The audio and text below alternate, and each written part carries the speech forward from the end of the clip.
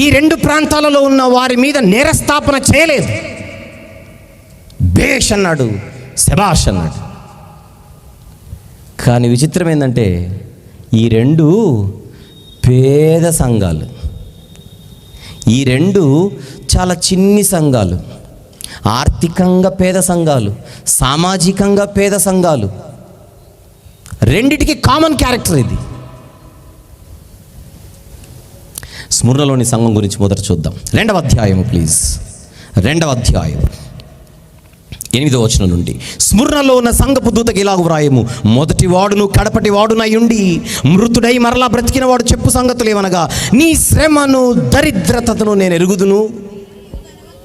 నీ శ్రమలు చూస్తున్నాను, దారిద్ర్యాన్ని చూస్తున్నాను, అయినను నా దృష్టిలో నీవు ధనవంతుడు. నీవు ధనవంతుడు అంటే ఎవరి దృష్టిలో?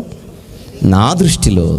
తాము యూదులమని చెప్పుకొనుచు యూదులు కాక సాతాను సమాజపు వారి వలన నీకు కలుగు దూషణ నేను ఎరుగుదును. చూస్తున్నాను స్ముర్నలోని సంఘమాని శ్రమలను. లూకాస్ తీయాల్సిన అవసరం లేదు. లూకాస్ వార్త 3వ అధ్యాయంలో 1వ వచనంలో తిబెరి కైసర్ అని ఒక కైసర్ కనపడతాడు. అతని పేరు తిబెరి. మొదటివాడు రోమా చక్రవర్తులను మొదటివాడు ఔగుస్తు, రెండవ వాడు తిబెరి. క్రీస్తు శకం 26లో ఈ తిబెరి కైసరు కోసం స్ముర్నలో ఒక ఆలయం వెలసిల్లింది.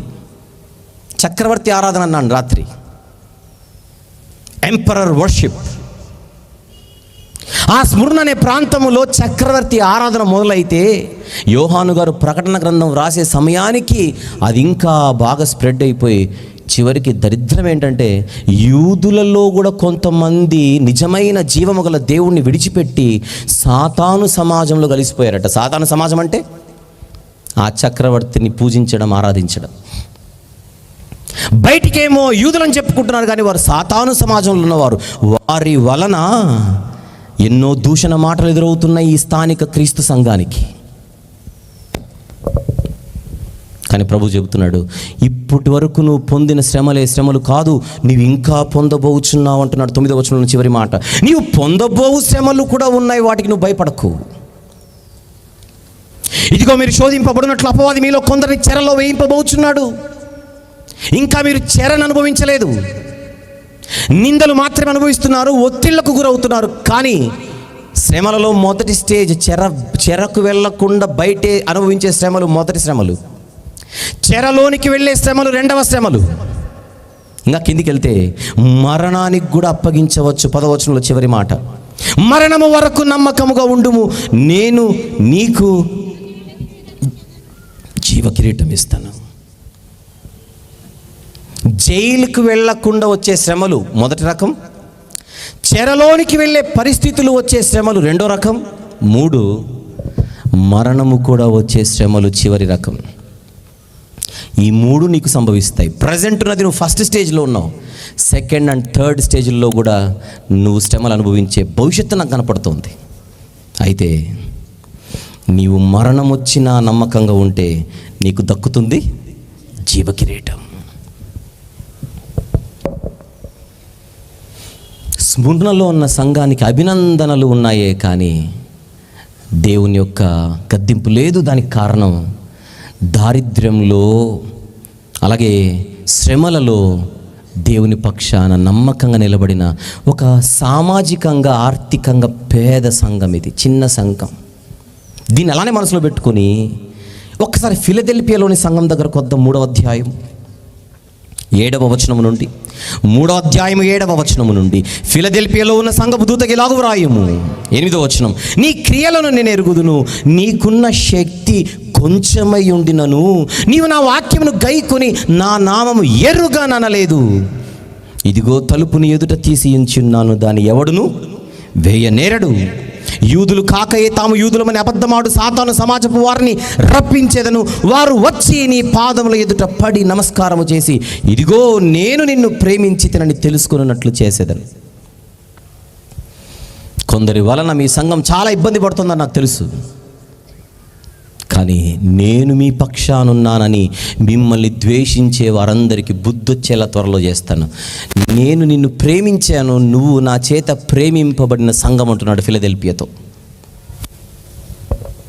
మరి వారి పరిస్థితి ఏంటి? నీ శక్తి కొంచెమే అయినా నువ్వు గట్టిగా నిలబడ్డావు. I'm very happy. ఈ రెండు కామన్గా ఉన్నాయా? ఈ రెండిట్లో కామన్ ఫ్యాక్టర్స్ ఉన్నాయా? స్ముర్నలోని సంఘం, ఫిలదెల్ఫియాలోని సంఘం. ఏమిటి రెండు? ఆర్థికంగా, సామాజికంగా ప్రజల మధ్య బలహీనులుగా కనబడుతున్న చిన్న సంఘాలు. ఆ చిన్ని ప్రాంతంలో ఉన్న ఆ ప్రాంతాలు పెద్దవై ఉండొచ్చు కాక, ఆ సంఘాల మందిరాలు చాలా చిన్నవి, వారి సహవాసం చాలా చిన్నది, చిన్న మంద. కానీ దేవుని కొరకు బలంగా నిలబడిన రెండు వేరు సహవాసాలు ఇవి. కొన్ని సందర్భాల్లో మన చిన్న గ్రామాల్లో ఉండి కొద్ది మంది మాత్రమే కూడుకుంటూ ఉండగా, కొన్ని సందర్భాలలో ఒకసారి కాకపోతే ఒకసారైనా మాది కూడా పెద్ద సంఘం అయితే ఎంత బాగుండేది, మాది కూడా పెద్ద గుర్తింపు ఉన్నటువంటి సంఘం ఉంటే ఎంత బాగుండేది అనే ఫీలింగ్ రావచ్చు. కానీ చరిత్ర చెబుతోంది, ప్రభువుని ఎక్కువగా ఆనందపరిచిన సంఘాలు పేద సంఘాలే కానీ ధనిక సంఘాలు కాదు. లవొదికేయ ప్రాంతంలో ఉన్నట్టుగా, లవొదికేయలోని సంఘం ధనిక సంఘం, ఫిలదెల్ఫియాలో ఉన్న సంఘం పేద సంఘం. లవొదికేయలో ఉన్న సంఘం ధనిక సంఘం, స్ముర్నలో ఉన్న సంఘం పేద సంఘం. కానీ పేదలే ఆయన ఎక్కువగా ఆనందింపజేశారు. కొన్ని సందర్భాలలో ఎవరినో చూసి, అరే మనం కూడా అలా తయారైతే బాగుంటుందేమో, అలా ఉంటే బాగుంటుందేమో అనే ఆలోచనలు సాతాను మనల్ని పుట్టించవచ్చు. కానీ వాస్తవాలు ఆలోచిస్తే నేను ఇలా ఉండడమే బెటర్, ఇలా ఉంటేనే నాకు దేవునితో సహవాసం ఎక్కువ ఉంది, ఇలా ఉంటేనే నేను దేవుని ఎక్కువగా ఆనందపరచగలుగుతున్నాను. దేవా, నాకు ఇచ్చిన ఈ స్థితిని బట్టి నీకు స్తోత్రం. ఒక భక్తుడు ప్రార్థన చేస్తున్నాడు. సామెతల గ్రంథంలో చూద్దామా? ఒక భక్తుడు ప్రార్థన చేస్తూ చెబుతున్న మాట ఒక్కసారి చూద్దాం. సామెతల గ్రంథం, సామెతల గ్రంథం 30వ అధ్యాయం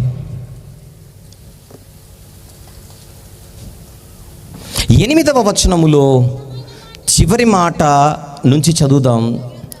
9వ వచనములో కూడా చూద్దాం. ఐశ్వర్యమును నాకు దయచేయకు ప్రభువా, తగినంత ఆహారము నాకు దయచేయి.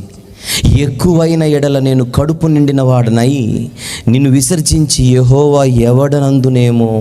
ఇంకా తినడానికే తిండి లేకపోయినా దూరం అవుతానేమో, అందును బట్టి తినడానికి కాస్త తిండి పెట్టు ప్రభువా చాలు, అంతకంటే ఏమొద్దు. స్ముర్న 6వది, ఫిలదెల్ఫియా 7వది. ఈ రెండిట్లో కామన్ ఫ్యాక్టర్, వీళ్ళు పేదలు కానీ దేవుణ్ణి ఎక్కువగా ఆనందపరిచారు. 5 చెప్పాను ముందు, 6, 7 కలిపి మాట్లాడాను. పేద సంఘాలు దేవునిని ఆనందపరుస్తూ ఆయన దృష్టిలో ధనిక సంఘాలుగా కనబడుతున్నాయి. మరి మిగిలిన 5 సంఘాలను దేవుడు ప్రేమించట్లేదంటే ప్రేమిస్తున్నాడు గనుకనే గద్దిస్తున్నాడు.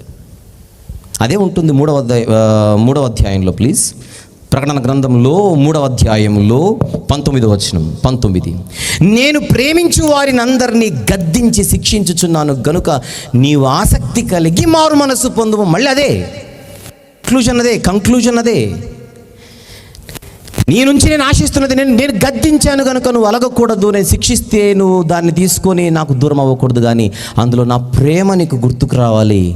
నువ్వు చేయవలసింది ఆసక్తి కలిగి మారు మనసు పొందాలి. ఇదిగో నేను తలుపు నొద్ద నిలుచుండి తట్టుచున్నాను, ఎవడైనను నా స్వరము విని తలుపు తీసిన ఎడల నేను అతని యుద్ధకు వచ్చి అతనితో నేనును నాతో కూడా అతడు భోజనం చేస్తా. I want to be with you, I want to dine with you. నీతో కలిసి ఉండాలనుకుంటున్నాను, భోజనం చేయాలనుకుంటున్నాను. రప్పిస్తావా? నన్ను పిలుస్తావా? బయటే ఉన్నాను, డోర్ ఓపెన్ చేస్తే వచ్చేస్తానంటున్నాడు. నిజమే. 3 వారాల కిందట క్రిస్మస్ జరిగింది. బెత్లెహేములో సందడి అని మనం పాటలు పాడుకొని ఉండొచ్చు. నేను అంటాను, ఎప్పటికీ బెత్లెహేములోనే నా సందడి. మన ఊర్లో కూడా జరగొద్దు? ఎక్కడ పుట్టాడు యేసుప్రభు? బెత్లెహేములో. ఎక్కడున్నాడు యేసుప్రభు? బెత్లెహేములో. ఇప్పటికీ 2000 సంవత్సరాలుగా ఆయన ఇంకా బెత్లెహేములోనే ఉంచుదామా? మన ఇంటికి పిలుద్దాం. మా ఇంటికి రా ప్రభు, ఆ పశువుల తొట్టులు ఏం చేస్తావు? మా ఇంటికి రా. నువ్వు తలుపు తట్టాల్సిన అవసరం లేదు, నేనే తెరిచి రెడీగా ఉంటాను, నువ్వు వచ్చి. అప్పుడు ఆయన అంటాడు, నేను వచ్చి చాలా కాలమైంది, డోర్ బయట ఎవరైనా ఓపెన్ చేయంటున్నాడు ఆయన. ఆ డోర్ ఏమో మూయబడి బోల్ట్ వేశారు లోపల. ఎందుకు? కబ్జా రాయుడు ఉన్నాడు లోపల. అపవాది అర్జెంటుగా డోర్ ఓపెన్ చేసి లోపలున్నోని ఎడంకాలతో దాన్ని బయట ఉన్న మన ప్రభువుకు రెడ్ కార్పెట్ పరిచి పిలవాలి లోపలికి. రా ప్రభువా. రూమ్ అంతా గదంతా శుభ్రం చేసి పాట పాడే వాక్యం చదివారు. అతిథి కీర్తన గ్రంథంలోని 15వ కీర్తన చదివించారు. నీ గుడారములో నివసింపదగిన వాడేవాడు అతిథిగా. నువ్వురా ప్రభువా నా హృదయంలోనికి ఆహ్వానించాలి. కారణం, కుటుంబ సభ్యులతో ఈరోజు మనం ఉన్నాం. బంధువులతో ఉండొచ్చు, స్నేహితులతో ఉండొచ్చు, సంఘస్థులతో ఉండొచ్చు, పరిచయం ఉన్న వారితో ఉండొచ్చు. కానీ వెళ్ళిపోయేటప్పుడు మాత్రం ఇది ఒంటరి యాత్ర. ఆఖరి క్షణం ఎప్పుడు వస్తుందో మనకు తెలియదు. ఈ ఊపిరి ఎప్పుడు నిలిచిపోతుందో మనకు తెలియదు. ఆఖరి శ్వాస ఎప్పుడు ఆగిపోతుందో తెలియదు. ఇది చెప్పలేనిది, చెప్పిరానిది. ఒంటరిగా వచ్చాం, తల్లిదండ్రులతో ఉన్నాం. కనినది తల్లిదండ్రులు ఇద్దరైనా వెళ్ళిపోయేటప్పుడు ఒంటరికి వెళ్ళిపోవాలి. అమ్మ రాదు, నాన్న రాడు. తోబుట్టువులు, అన్నదమ్ములు ఉండొచ్చు, అభిమానులు ఉండొచ్చు. ఒంటరికి వచ్చాం, ఒంటరికి పోవాలి. వాళ్ళు ఎవరు రారు, సమాధి వరకు వస్తారు. కట్టుకున్న భార్య ఉండొచ్చు, కట్టుకున్న భర్త ఉండొచ్చు, కన్న బిడ్డలు ఉండొచ్చు. ఆఖరి క్షణం వచ్చినప్పుడు వెళ్ళిపోవలసిందే. ఈ గుండె చప్పుడు ఆగకముందే తెలుసుకోవాలి ఈ నిజాలను.